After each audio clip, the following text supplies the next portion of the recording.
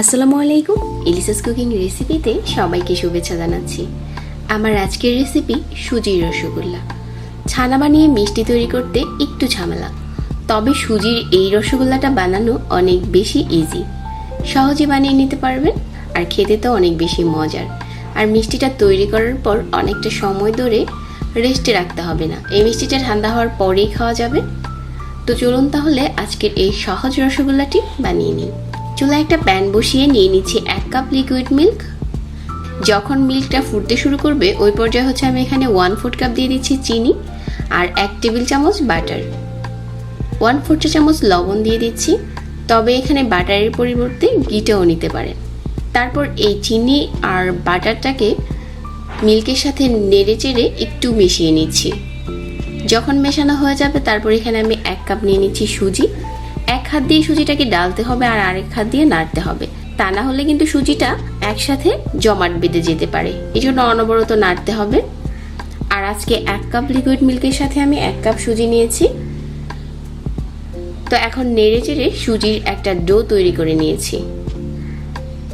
যখন একটা soft do হয়ে যাবে তারপর চুলা থেকে নামিয়ে একটা বাটিতে নিয়ে নিচ্ছি।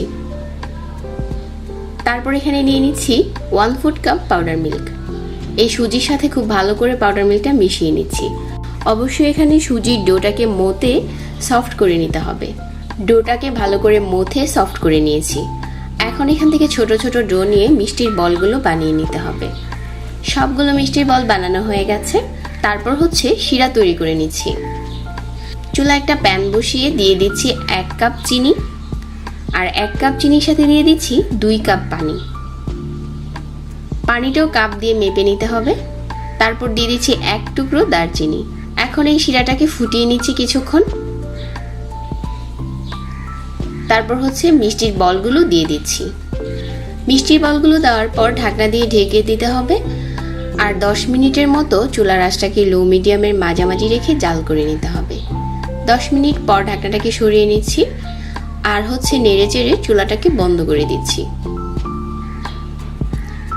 এখন এই সুজির মিষ্টিটা তৈরি হয়ে গেছে। শিরা থেকে নামানোর পর মিষ্টিটা ঠান্ডা হওয়ার পরেই খাওয়া যাবে। যখন মিষ্টিটা ঠান্ডা হয়ে গেছে এখন আমি এই সুজির রসগোল্লাগুলো পরিবেশন করে নিচ্ছি। উপরে কিছু শিরা দিয়ে দিচ্ছি আর উপর থেকে কিছুটা মাওয়া ছড়িয়ে দিচ্ছি। এটা অপশনাল, দেখতে যাতে একটু সুন্দর লাগে এজন্য দিয়ে দিচ্ছি। তার এখন চলুন একটা মিষ্টি কেটে শেয়ার করি। অল্প সময়ে এই সুজির মিষ্টিটা তৈরি করতে পারেন। আশা করছি আজকের রেসিপিও ভালো লেগেছে। সবাইকে ধন্যবাদ জানাচ্ছি আর সেই সাথে বিদায় নিচ্ছি। আল্লাহ হাফিজ।